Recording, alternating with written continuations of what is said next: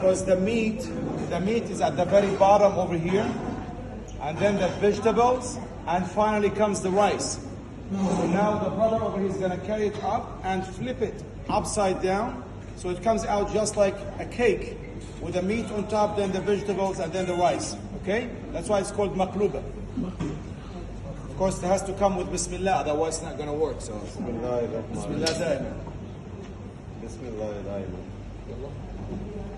1, 2, 3.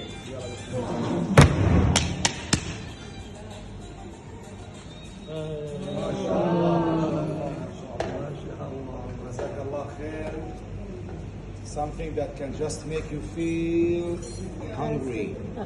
Even if you are not, you gotta be hungry. You gotta become hungry even if you are not. Subhanallah. مرة رنت على الناس بالضبط.